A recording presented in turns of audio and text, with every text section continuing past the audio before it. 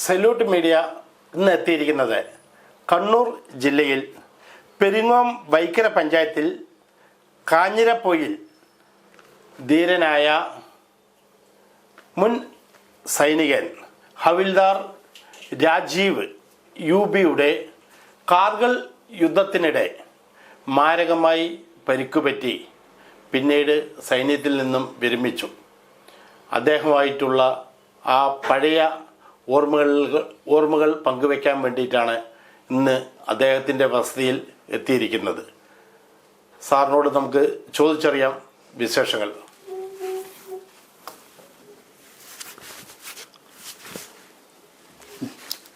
ഇരിക്കൂ sir. Thank you sir. Rajeev UB. Yes sir. സാറിൻ്റെ വിദ്യാഭ്യാസം എല്ലാം എവിടെയായിരുന്നു? സാർ ഞാൻ പക്ഷെ ജനിച്ചത് വയനാട്ടിലായിരുന്നു. വയനാട്ടിൽ തലപ്പുഴ. എവിടെ? തലപ്പുഴയിൽ. ഓക്കെ. അതിനുശേഷം 1ാം class Eruvessi AUP school 1ാം class ഞാൻ പഠനം ആരംഭിച്ചത്. അത് ഏകദേശം ശ്രീകണ്ഠാരത്തിനടുത്തായിട്ട് വരും. അത് ഏരുവേശി പഞ്ചായത്ത് തന്നെ, ഏരുവേശി പഞ്ചായത്തിൽ. അവിടെ 7ാം ക്ലാസ് വരെ പഠിച്ചു. അതിനുശേഷം 10ാം ക്ലാസ്സിലേക്ക് ഈ ചെമ്പേരി നിർമ്മല ഹൈസ്കൂൾ 8, 9, 10 ചെമ്പേരി നിർമ്മല ഹൈസ്കൂളിലാണ് പഠിച്ചത്. അതും വയനാട് ജില്ല തന്നെയായിരുന്നു? അല്ലല്ല, അത് കണ്ണൂർ. അപ്പൊ വയനാട്ടിൽ നിന്ന് കണ്ണൂരിലേക്ക് ചേക്കേറിയതാണോ? ചേക്കേറിയതാണ്. അതെന്താ അവിടെ വിട്ടു വരാൻ കാരണം? അവിടെ വിട്ടു വരാൻ കാരണം നമ്മൾ അവിടെയെക്കാട്ടും കുറച്ചും കൂടെ നല്ലൊരു സ്ഥലം, വയനാടിനെക്കാട്ടും കുറച്ചും കൂടെ നല്ല സ്ഥലം കണ്ണൂരാണ്. അതുകൊണ്ട് പിന്നെ കൂടാതെ കണ്ണൂരിൽ തന്നെ നമ്മളെ കുറെ റിലേഷനൊക്കെ എല്ലാവരും ഉണ്ട്. അപ്പൊ അതുകൊണ്ടാണ് ഞങ്ങൾ കണ്ണൂരിലേക്ക് വന്നത്. കണ്ണൂർ വന്നു. ഹൈസ്കൂൾ വിദ്യാഭ്യാസം ഇപ്പൊ ഈ താമസിക്കുന്ന ഈ പഞ്ചായത്തിലുള്ള സ്ഥലത്ത് തന്നെ ആയിരുന്നു അല്ലെ? ഇപ്പം താമസിക്കുന്ന പഞ്ചായത്തിലല്ല. അതായത് ഞങ്ങളെ കണ്ണൂര് ഉള്ള പഞ്ചായത്തിന് ഏരുവേശി പഞ്ചായത്ത് തന്നെയാണ്. ഈ രണ്ടാമത് ഞാൻ 10 പാസ്സായതും 8, 9, 10 പാസ്സായത്. 10ാം ക്ലാസ് കഴിഞ്ഞ് സാർ എന്ത് ചെയ്യായിരുന്നു? 10ാം ക്ലാസ് കഴിഞ്ഞ ശേഷം ഞാൻ മുന്നോട്ട് തന്നെ പഠിക്കാൻ വേണ്ടി വിട്ടില്ല. കാരണം അച്ഛൻ പറഞ്ഞു, കാരണം ഞാൻ പഠിത്തത്തിൽ വളരെ മോശമാണെന്ന് അച്ഛൻ പറഞ്ഞത്. അതുകൊണ്ട് അച്ഛൻ പറഞ്ഞു, നീ ഇനി പഠിച്ചിട്ട് കാര്യമില്ല, അതുകൊണ്ട് നീ ഇനി മുമ്പോട്ട് പഠിക്കാനുള്ള ഇത് വേണ്ടെന്ന് പറഞ്ഞു. അച്ഛൻ എന്താ ജോലി ചെയ്തിരുന്നു? അച്ഛന് സ്വർണ്ണപ്പണിയായിരുന്നു. സഹോദരങ്ങൾ സഹോദരിമാരൊക്കെ? ഒരു സഹോദരൻ ഉണ്ടായിരുന്നു, ഒരു സഹോദരി ഉണ്ട്. അവരുണ്ട്. അവര് കല്യാണം കഴിച്ച് അവര് വേറെ വേറെ താമസമായി. അന്ന് സാർ സൈന്യത്തിൽ ചേരാൻ വേണ്ടിയിട്ട് വീട്ടിൽ നിന്ന് വല്ല സമ്മർദ്ദങ്ങളോ അല്ലെങ്കിൽ താങ്കളുടെ സ്വന്തം ഇഷ്ടം കൊണ്ടാണോ അതോ പട്ടാളത്തിനോടുള്ള ക്രൈസ് കൊണ്ടാണോ സൈന്യത്തിൽ പോയത്? അത് സാർ, ഞാൻ ചെറിയ ക്ലാസ്സിൽ പഠിക്കുന്ന സമയത്ത്, ഏരുവേശി ക്ലാസ് പഠിക്കുന്ന സമയത്ത് അവിടെ ഒരു കൂട്ടുകാരനുണ്ടായിരുന്നു. ആ കൂട്ടുകാരൻ്റെ ചേട്ടൻ പട്ടാളത്തിലായിരുന്നു. അപ്പോൾ ആ ചേട്ടൻ വന്നിട്ട് എപ്പോഴും ഈ പട്ടാളത്തിലെ കഥകള് ഈ ചെറുക്കനോട് പറയുമ്പോൾ എൻ്റെ കൂട്ടുകാരനോട് പറയും. ആ കൂട്ടുകാരൻ ക്ലാസ്സിൽ വന്നിട്ട് ഷെയർ ചെയ്യും. അപ്പൊ ഇത് കേൾക്കുമ്പോൾ ഭയങ്കര ഒരു താല്പര്യം, ആവേശമാണ്. ആ ചെറിയ 4ലോ 5ലോ പഠിക്കുന്ന സമയത്ത്. അപ്പം പട്ടാളത്തിൽ ചേരണം എന്നുള്ള ആ സമയത്തുള്ള ഒരു മനസ്സിലൊരു തോന്നലായിരുന്നു പട്ടാളത്തിൽ ചേരണം എന്നുള്ളത്. അപ്പം അതിനുശേഷം ഞാനും അവനും തമ്മിൽ ഇടയ്ക്ക് വഴക്ക് കൂടുമ്പോൾ ആ ചെറുക്കൻ പറയും, ഞാൻ എൻ്റെ ചേട്ടൻ വരുമ്പോൾ ചേട്ടനോട് പറയും, അറിയുമെന്ന്. അപ്പം ഞാനിങ്ങനെ നിൽക്കുന്ന സമയത്ത് ഒരു പ്രാവശ്യം ലീവിന് വന്നു. അന്ന് ഞാൻ 2 പ്രാവശ്യം സ്കൂളിൽ പോയില്ല, 2 ദിവസം പോയില്ല, ഭയന്നിട്ട്. അപ്പൊ ഇവൻ പറഞ്ഞ എൻ്റെ ഏട്ടനെയും കൂട്ടി സ്കൂളിലേക്ക് വരുമെന്ന് പറഞ്ഞു. പട്ടാളക്കാരനെയും കൂട്ടി സ്കൂളിലേക്ക് വരുമെന്ന് പറഞ്ഞുകൊണ്ട് ഞാൻ പിന്നെ 2 ദിവസം സ്കൂളിൽ പോയില്ല. പക്ഷെ അതിനുശേഷം പിന്നെ ആ കൂട്ടുകാരനായിട്ട് കമ്പനിയായി. പിന്നെ പഴയതുപോലെ തന്നെ ചേട്ടന്റെ വിശേഷങ്ങൾ ഇങ്ങനെ ചോദിച്ച് അങ്ങനെ അന്ന് തോന്നിയതാണ് പട്ടാളത്തിൽ ചേർന്നത്. അന്ന് മനസ്സിനകത്ത് ഇങ്ങനൊരു ആഗ്രഹം മുളപൊട്ടി വന്നിട്ടുണ്ടായിരുന്നു. പറയൂ സാർ. ശേഷം പിന്നീട് എത്ര വയസ്സിലാണ് സാർ പട്ടാളത്തിൽ ജോയിൻ ചെയ്യുന്നത്? ഞാൻ 21ാമത്തെ വയസ്സിലാണ്. 21ാമത്തെ വയസ്സിൽ. അപ്പോൾ ഈ SSLC കഴിഞ്ഞിട്ട് 21ാം വയസ്സ് വരെ അതിന്റെ ഇടയ്ക്ക് സാർ എന്താ ചെയ്ത്? അതിന്റെ ഇടയ്ക്ക് ഞാൻ അങ്ങനെ പ്രത്യേകിച്ച് ഇതൊന്നും ചെയ്തിട്ടില്ല. ഒരു ജോലിക്കൊന്നും എടുക്കൊന്നും ചെയ്തില്ല. പക്ഷെ മനസ്സിന്റെ ഏതോ ഒരു കോണിനകത്ത് ഞാൻ ഫ്യൂച്ചറിൽ പട്ടാളത്തിൽ കയറി പറ്റണം എന്നുള്ള ഒരു ആഗ്രഹം എവിടെയോ ഉണ്ടായിരുന്നു. Okay sir. അതിനുശേഷം ഞാൻ 2 വർഷം NCCയിലുണ്ടായിരുന്നു. ഓ NCC ഉണ്ടായിട്ട് അപ്പൊ പട്ടാളത്തിൽ 8ലും 9ലും എട്ടിലും 9ലും 2 വർഷം ഉണ്ടായിരുന്നു. അപ്പൊ ഈ NCC ചേർന്ന ശേഷം ഉണ്ടല്ലോ 1-2 ക്യാമ്പിനെല്ലാം പോയപ്പോൾ പട്ടാളത്തിനെ കുറിച്ച് ഏകദേശം ധാരണ വന്നു. പിന്നെ ശരി എനിക്ക് ഞാൻ കുറച്ച് പിന്നോട്ട് പോയി. കാരണം പിന്നെ അവിടെ നമുക്ക് നല്ല പരിശ്രമം വേണം. പിന്നെ നമ്മൾ മനസ്സിൽ വിചാരിച്ചിരിക്കുന്നതല്ല പട്ടാളത്തിന്റെ ആ ഒരു രീതി എന്നുള്ളത് മനസ്സിലായി. നല്ല അവിടുത്തെ ട്രെയിനിങ്ങും അവിടുത്തെ ഡിസിപ്ലിനും അവിടുത്തെ ഫിസിക്കൽ ഫിറ്റ്നസും. അതെ അതെ. അപ്പൊ നമ്മൾ കരുതി വെച്ചതുപോലെയല്ല, അവിടെ ഭയങ്കര ഹാർഡ് വർക്കാണെന്നുള്ള കാര്യം ഈ NCCന്റെ ക്യാമ്പുകളിൽ പോയപ്പോഴും ബോധ്യപ്പെട്ടു. അതിനുശേഷം ഞാൻ പിന്നെ 10 പാസ്സായ ശേഷം അപ്പം എൻ്റെ ഒരു കൂട്ടുകാരനുണ്ടായിരുന്നു ഈ ഏരുവശി വില്ലേജിൽ തന്നെ, അജയ് എന്ന് പറഞ്ഞ.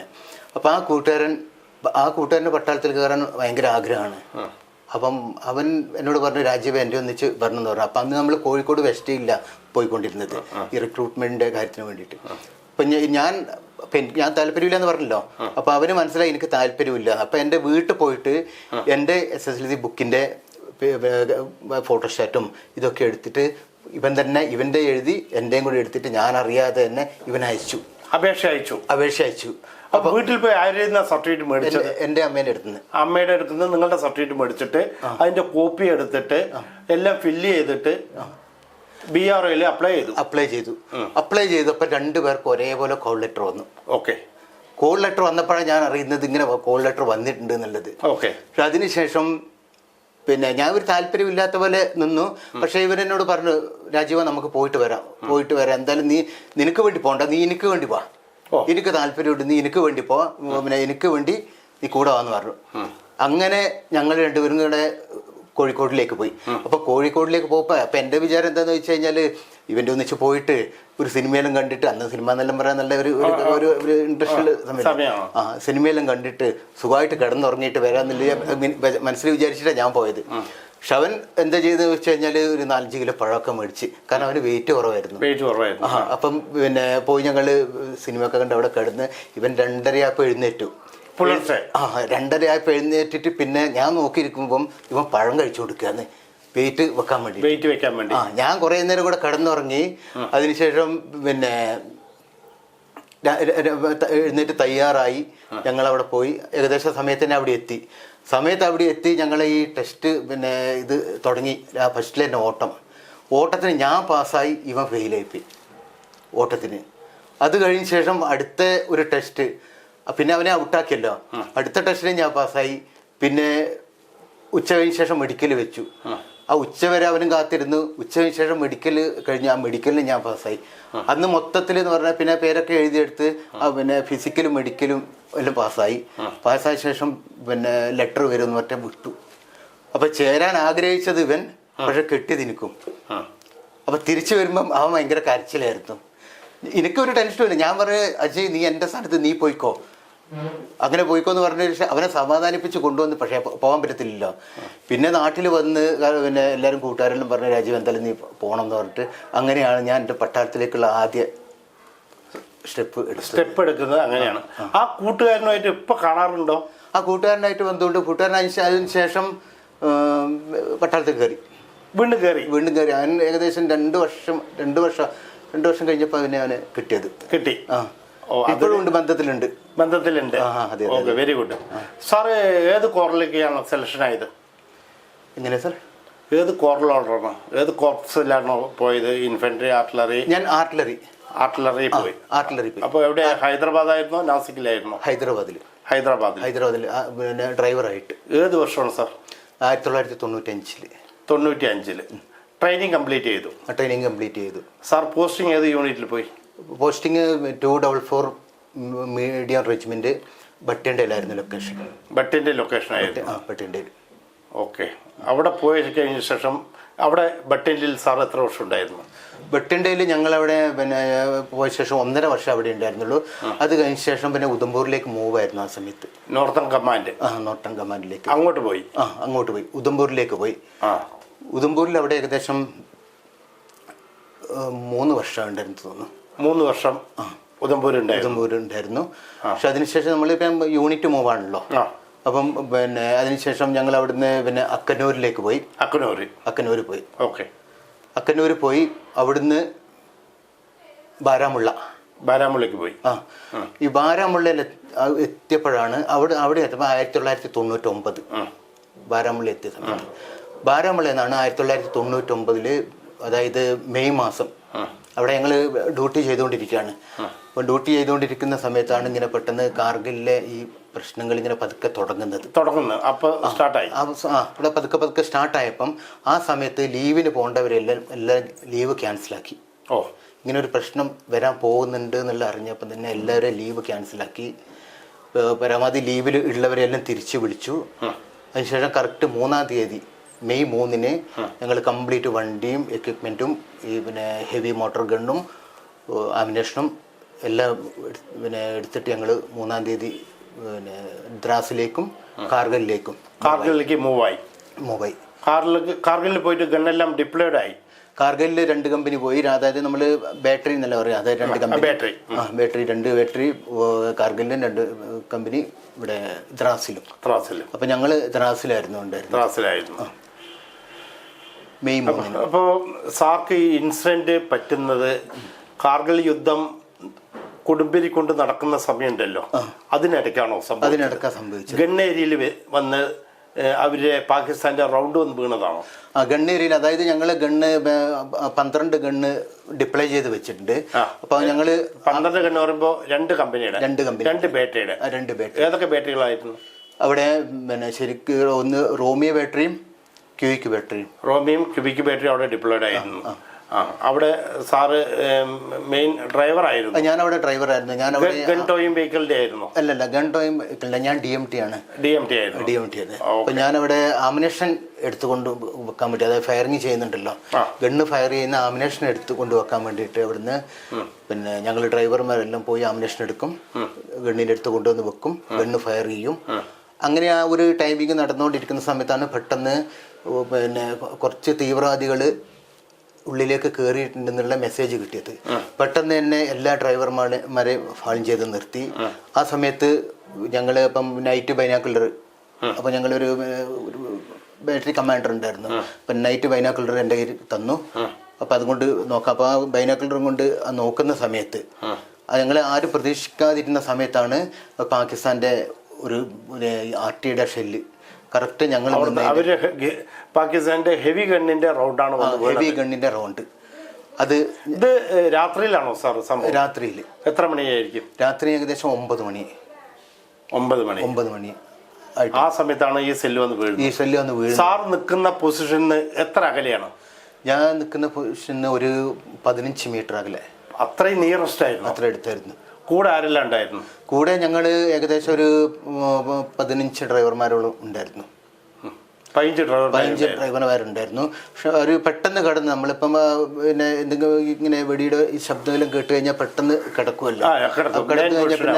കിടന്നു കഴിഞ്ഞാൽ പിന്നെ ഇതങ്ങ് V ടൈപ്പിൽ V ടൈപ്പ് പൊട്ടുമ്പോൾ പിന്നെ നമുക്ക് കിടന്നു കഴിഞ്ഞാൽ. പക്ഷെ ഇത് വരുന്നതെന്ന് പറഞ്ഞു കഴിഞ്ഞാൽ ഇത് ആ ഗോള അത് ഇത് വരുന്ന സമയത്ത്, വെടിയുണ്ട വരുന്ന സമയത്ത് നമുക്കൊരു മൂളിച്ച കേൾക്കാം. ആ മൂളിച്ച റൗണ്ട് പാസ് ചെയ്ത ശേഷം മൂളിച്ച വരുള്ളൂ. ആദ്യം നമുക്ക് മൂളിച്ച കേൾക്കാൻ പറ്റില്ല. അതായത് നമ്മളുടെ മേലെ കൂടി നമ്മളുടെ ഏരിയയിൽ നിന്ന് ക്രോസ് ചെയ്ത് പോയി കഴിയുമ്പോഴേ ആ റൗണ്ടിന്റെ RT ഫയറിന്റെ മൂളിച്ച നമുക്ക് കേൾക്കാൻ പറ്റില്ല. പക്ഷെ നമ്മളുടെ മുന്നിലേക്ക് വരുന്ന ടാർഗറ്റിൽ ഹിറ്റാവും മുമ്പ് ആ മൂളിച്ച കേൾക്കത്തില്ല. അപ്പം ഇത് ആ മൂളിച്ച കേട്ടതും കംപ്ലീറ്റ് എല്ലാവരും കടന്നു. ലൈൻ പൊസിഷനായി എല്ലാവരും കംപ്ലീറ്റ് ലൈൻ പൊസിഷനായി. പക്ഷെ എന്റെ കഴുത്തിൽ ബൈനാക്കുലർ ഉണ്ടായിരുന്നില്ലേ, ഞാൻ ആ ബൈനാക്കുലർ അപ്പം എന്നോട് കമാൻഡർ സാർ പറഞ്ഞായിരുന്നു ഇതിന്റെ ഗ്ലാസ്, ഫ്രണ്ട് ഗ്ലാസ് ആ സമയത്ത് പറഞ്ഞ 5 ലക്ഷം രൂപേന്റെ വിലയുണ്ട്, അതുകൊണ്ട് നല്ല കെയർഫുൾ ആക്കി വെക്കണം എന്ന് പറഞ്ഞു. അപ്പൊ ഞാൻ എന്ത് ചെയ്തു, അപ്പൊ ഈ ബൈനാക്കുലർ ഞാൻ കൈ കൊണ്ട് ഇങ്ങനെ പൊത്തി പിടിച്ചിട്ട് വലിച്ചങ്ങ് പൊലിക്കെടുത്ത് കൈ പിടിച്ച് പ്രശ്നമാകുമ്പോൾ നിലത്ത് മുട്ടണ്ടെന്ന് വിചാരിച്ചത്. ഇങ്ങനെ തൂക്കി കിടക്കല്ലേ, നിലത്ത് മുട്ടണ്ടെന്ന് വിചാരിച്ച് പൊക്കി പിടിച്ചിട്ട് പിടിച്ചിട്ട് ലൈൻ പൊസിഷൻ ആകാൻ വേണ്ടി ആ പൊക്കില്ലാന്ന് ആ ഹൈറ്റ് വന്നു. അതായത് ആ പിന്നെ ഹൈറ്റ് വന്നല്ലേ, ഞാൻ എൻ്റെ കൈ ഇതേപോലെ പൊങ്ങിയല്ലോ, കൈ ഇങ്ങനെ പൊക്കിയപ്പം അന്നേരമാണ് ഈ ഷെല്ലിങ് നേരെ വന്നത്. അത് നേരെ ഈ കൈൻ്റെ ഉള്ളിലേക്കാണ് കയറിപ്പോയത്. ഷെല്ലിങ് വന്നിട്ട് കൈൻ്റെ ഈ ഇത് കംപ്ലീറ്റ് പൊട്ടിച്ച് ഇവിടം വരെ ഒരു കൈ പൊട്ടി താന്നു. വലത് കൈയാണോ? വലത് കൈ. ബേക്കിന്ന് സെല്ലിങ് കൊണ്ടു ഹിറ്റ് ചെയ്ത് കൈയിൻ്റെ ഉള്ളിലേക്ക് കയറി അതിനുശേഷം ഈ പൊസിഷനിലൂടെ മൊത്തം റൗണ്ട് കടന്നുപോയി. അതായത് ഈ നമ്മളെ ഈ കൈയിൻ്റെ ഇതുണ്ടല്ലോ ജോയിന്റ് ഇതെല്ലാം കംപ്ലീറ്റ് പൊട്ടി. ഇതെല്ലാം കൈ കംപ്ലീറ്റ് പൊട്ടിയിട്ട് കൈ തൂങ്ങിക്കിടന്നു. ഞാനവിടെ ബോധം കെട്ട് വീടും. ആ സമയത്തിന് ബോധം പോയോ? ആ സമയത്ത് തന്നെ പോയി. പിന്നെ എനിക്ക് വീണപ്പം തന്നെ എനിക്ക് എന്തോ പറ്റിയെന്ന് മനസ്സിലായി. ഞാൻ പറഞ്ഞു അപ്പൊ എല്ലാരും കിടന്നിരിക്കല്ലേ, കാരണം അവിടുന്ന് പിന്നെ ഫയറിംഗ് വന്നുകൊണ്ടിരിക്കുകയാണ്. ഇല്ല, ആരും എഴുന്നേക്കുന്നില്ല, എല്ലാം ലൈഫ് പൊസിഷനിൽ കിടന്നുകൊണ്ടിരിക്കാന്ന്. അപ്പൊ ഞാൻ പിന്നെ ആ സമയത്ത് ഞാൻ പറഞ്ഞു എൻ്റെ കയ്യിലെന്തോ വന്ന് പറ്റിയെന്ന് പറഞ്ഞ് കുറച്ച് കഴിയുമ്പോഴേക്ക് പിന്നെ എൻ്റെ ബോധം അങ്ങ് പോയി. കുറച്ച് കഴിയുമ്പോൾ അവരെ ഫയറിംഗ് നിന്ന സമയത്ത് പിന്നെ എല്ലാവരും പതുക്കെ എഴുന്നേറ്റു. പതുക്കെ എഴുന്നേറ്റ് ഒരാളും പറയുന്നുണ്ട് എൻ്റെ കൈക്ക് ചെറുതായിട്ട്, അവർക്ക് ചെറുതായിട്ടേ ഉള്ളൂ, ഇങ്ങനെ കൈക്ക് പറ്റിയതോ അല്ല നെറ്റിക്ക് ഇങ്ങനെ പോറിയതും അങ്ങനെയല്ല പിന്നെ പറഞ്ഞത്. ഇപ്പൊ ഇവര് എഴുന്നേൽക്കുന്ന സമയത്ത് ഞാൻ ആ കിടന്ന കിടപ്പ് തന്നെയാണ് ഉള്ളത്. അബോധാവസ്ഥ. അന്നേരം പറഞ്ഞ രാജീവൻ അപ്പൊ പിന്നെ രാത്രിയല്ലേ, വെളിച്ചമൊന്നുമില്ലല്ലോ. അപ്പൊ എന്നെ വിളിച്ചു, രാജീവാന്ന് വിളിച്ചു. അപ്പൊ ഞാൻ അന്നേരം എന്നെ ഇങ്ങനെ കേൾക്കുന്ന എനിക്ക് തോന്നുന്നു, പക്ഷെ എനിക്ക് ഒന്നും പറയാൻ പറ്റുന്നില്ല, തിരിച്ചു മറുപടി ഒന്നും പറയാൻ പക്ഷെ അവര് രാജീവ് എന്ന് പറഞ്ഞ് വിളിക്കുന്നത് ജസ്റ്റ് ഒരു ചെവി കേൾക്കുന്നുണ്ട്, റിപ്ലൈ ചെയ്യാൻ പറ്റുന്നില്ല. അൺകോൺഷ്യസ് ആയോ അപ്പോ? ആ സമയത്ത് എന്ന് പറഞ്ഞു കഴിഞ്ഞാല് കുറച്ച് സമയം അങ്ങനെ കേട്ടു. പിന്നെ ഞാൻ ഉണ്ടെന്നപ്പം എന്ന് പറയുമ്പോൾ എല്ലാവരും കൂടി എന്നെ എടുത്തിട്ട് MA റൂമിൽ അവിടെ ടേബിളിന്റെ മേലെ കിടത്തിയിരിക്കുകയാണ്. കിടത്തി എൻ്റെ പിന്നെ കോട്ടെല്ലാം അഴിക്കുകയായിരുന്നു. അപ്പൊ കോട്ടെല്ലാം അഴിക്കുമ്പോൾ എന്ന് പറഞ്ഞാൽ കംപ്ലീറ്റ് എല്ല് പൊട്ടിയിട്ട് മൊത്തം പുറത്തേക്ക് വന്നായിരുന്നു, മാംസമൊക്കെ പുറത്തേക്ക് വന്നായിരുന്നു, എല്ലൊക്കെ പൊട്ടിയിട്ട് പുറത്തേക്ക് വന്നായിരുന്നു. എന്നിട്ട് അവിടുന്ന് പിന്നെ അവര് പിന്നെ ഇവിടെ ഒരു കയറും കൊണ്ട് ഇങ്ങനെ വെച്ച് കെട്ടി, പിന്നെ കൈ വെച്ച് കെട്ടി. അങ്ങനെ അവിടുന്ന് പിന്നെ MA റൂമിൽ കൊണ്ടുപോകാൻ വേണ്ടി നോക്കിയിട്ട് നമ്മളെ യൂണിറ്റിലെ ഒരു പിന്നെ നഴ്സിംഗ് അസിസ്റ്റന്റ് ഉണ്ടല്ലോ, ആ നഴ്സിംഗ് അസിസ്റ്റന്റ് ഒന്ന് നോക്കി. നോക്കിയപ്പോ എന്ന് പറഞ്ഞപ്പോ പുള്ളിക്കൊന്നും ചെയ്യാൻ പറ്റത്തില്ലല്ലോ. അവിടുന്ന് പറഞ്ഞു പെട്ടെന്ന് തന്നെ MA റൂമിലേക്ക് കൊണ്ടുപോകണം എന്ന് പറഞ്ഞു. അപ്പൊ ഈ MA റൂമിലേക്ക് കൊണ്ടുപോകാൻ വേണ്ടി നോക്കുമ്പോൾ ഈ MA റൂം പിന്നെ രണ്ടാമതും ഈ ഷെല്ലിങ് തുടങ്ങി, റീസ്റ്റാർട്ട് ചെയ്തു. പിന്നെ അങ്ങോട്ട് കൊണ്ടുപോകാൻ പറ്റുന്നില്ല. എന്നെ അവിടെ ഒരു പിന്നെ ഇതിൻ്റെ അകത്ത് വണ്ടീൻ്റെ അകത്ത് കിടത്തിയിട്ട് അങ്ങനെ നിന്നിരിക്കുക. പിന്നെ ബ്ലഡ് ഇങ്ങനെ ഒഴുകുന്നുണ്ട്, ഇങ്ങനെ ഈ ഒഴുകി പോകുന്നുണ്ട്. ഇവർക്ക് എന്തെങ്കിലും ചെയ്യാൻ പറ്റുമോ? പിന്നെ കുറച്ചു നേരം കഴിഞ്ഞപ്പം പറഞ്ഞു എന്തായാലും എടുത്തിട്ട് കൊണ്ടുപോകാന്ന് പറഞ്ഞു. എടുത്തിട്ട് കൊണ്ടുപോകാന്ന് പറഞ്ഞിട്ട് എന്നെ ഒരാൾ എടുത്ത് കുറച്ച് ഫയറിങ് കുറച്ച് നിൽക്കുന്ന സമയത്ത് എന്നെ എടുക്കും, ഓടും. പിന്നെ ഫയറിങ് പിന്നെ സ്റ്റാർട്ട് ആവുന്ന സമയത്ത് എന്നെ അവിടെ കിടത്തും, അവനും കിടക്കും. അങ്ങനെ കുറെ കൊണ്ടുപോയിട്ട് പിന്നെയാണ് വണ്ടിയിൽ വന്നിട്ട് MA റൂമിൽ കൊണ്ടുവന്നത്, കയറ്റുന്നത്. പിന്നെ രാത്രി അർദ്ധരാത്രിയായി ഞാനിവിടെ എത്തിയപ്പം, ഈ പിന്നെ MA റൂമിൽ എത്തിയപ്പം. അത് അണ്ടർഗ്രൗണ്ടിലാണ്. അണ്ടർഗ്രൗണ്ടിൽ അവിടെ എത്തി പിന്നെ അവിടെ എത്തി ഡോക്ടർ നോക്കുമ്പോൾ മൊത്തം പാൻറ്റിൽ ബ്ലഡാണ് കംപ്ലീറ്റ്. സാർ അങ്ങനെ MA റൂമില് അവിടെ ലാസ്റ്റ് അവിടെ എത്തിക്കാൻ പറ്റി അല്ലേ? കൂട്ടുകാർക്ക് MA റൂമിൽ എത്തിക്കാൻ പറ്റി. പിന്നീട് എന്ത് സംഭവിച്ചു സാർ? അവിടെ നിങ്ങൾക്ക് ആ MA റൂമിൽ എത്തിയപ്പോൾ സാർക്ക് ബോധമുണ്ടോ?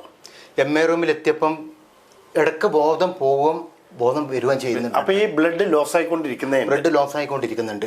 ആ MA റൂമിൽ എത്തിയപാട് എന്നെ സ്കെച്ചറിൽ കിടത്തി. സ്കെച്ചറിൽ കുറച്ചു നേരം സൈഡിൽ കിടത്തിയിട്ട് അപ്പം വേറെ ഇതേപോലെ പിന്നെ ഇഞ്ചുറി പറ്റിയവർ വന്നുകൊണ്ടിരിക്കുന്നുണ്ട്. ഇഞ്ചുറി പറ്റിയവർ ഇങ്ങനെ വന്നു. ആ ട്രൂപ്പിൽ മറ്റാർക്കെങ്കിലും ഉണ്ടോ? ഇല്ല, അവർക്ക് അങ്ങനെ മേജർ പരിക്കെന്ന് പറയുന്നത് സാർക്കാ പറ്റിയത്, എനിക്കാ പറ്റിയത്.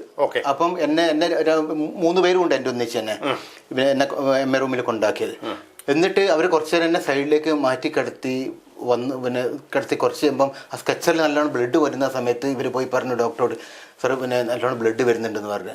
അന്നേരം അവർ മൊത്തം അഴിച്ച് നോക്കിയപ്പോൾ ഇവിടെ എല്ലാം കംപ്ലീറ്റ് ഇങ്ങനെ തുറന്നിരിക്കുകയല്ലേ. അപ്പം എൻ്റെ ഇവിടെ കൈയിൻ്റെ ഇവിടുത്തെ ബ്ലഡ് എന്ന് പറഞ്ഞാൽ കാലിൻ്റെ അവിടം വരെ പോയി, അടിക്കൂടെ സ്കെച്ചർ കൂടി ഒഴുകിയിട്ട്. പെട്ടെന്ന് തന്നെ അവരത് ഓപ്പറേഷൻ തിയേറ്ററിലേക്ക് കയറ്റി എക്സ്റേ എടുത്ത് ഇവിടെയുള്ള പിന്നെ സ്പ്ലിൻഡർ. അല്ല, ആ MA റൂമിൽ അതിനുള്ള സൗകര്യം ഉണ്ടായിരുന്നു, അവിടെ ഡോക്ടർമാരെല്ലാം ഉണ്ടായിരുന്നു അവിടെ. അത് ഏതായിരുന്നു?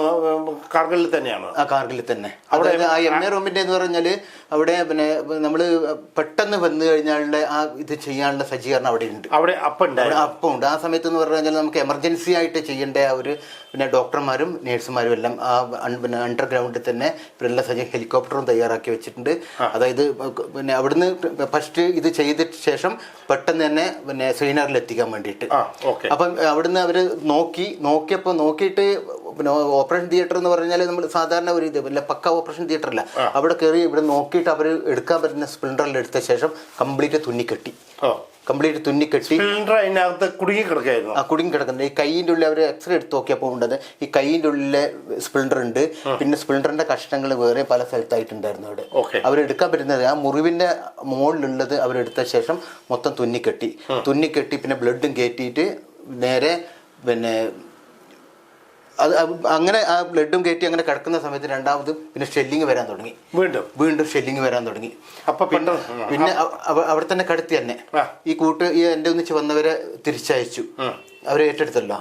അതിനുശേഷം വെളുപ്പിനെ ഷെല്ലിങ് കുറച്ച സമയത്താണ് എന്നെ പിന്നെ വേറെ ഏതോ റെജിമെന്റിലെ ഒരാളെയും കൂടെ പെട്ടെന്ന് ഹെലികോപ്റ്ററിൽ കയറ്റിയിട്ട് നേരെ 92 ബേസ് ഹോസ്പിറ്റൽ ശ്രീനഗറിൽ അവിടെ എത്തിച്ചതേ അന്നേരം തന്നെ ആംബുലൻസ് റെഡിയാണ്.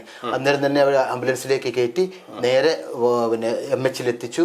അവിടെ എത്തിച്ച അന്നേരം തന്നെ പിന്നെ നേരെ ഓപ്പറേഷൻ തിയേറ്ററിലേക്ക് കയറ്റി. ആദ്യം അവർ കയറ്റി പിന്നെ നോക്കി പിന്നെ ആ തുന്നിക്കെട്ടിയതെല്ലാം അവർ എല്ലാം തുറന്ന് എക്സ്റേ എടുത്ത് എല്ലാം തുറന്ന് അവർ പരമാവധി എടുക്കാൻ പറ്റുന്നെല്ലാം എടുത്ത് പിന്നെ സ്പ്ലിൻഡർ എടുത്തു. വീണ്ടും അത് ഈ ഹെലികോപ്റ്റർ വരുമ്പോൾ സാർക്ക് ബോധമുണ്ടോ? എനിക്ക് അവിടുന്ന് ബോധം പിന്നെ ഹെലികോപ്റ്ററിലേക്ക് പിന്നെ വരുമ്പോൾ ഇടക്ക് ബോധം വീണു.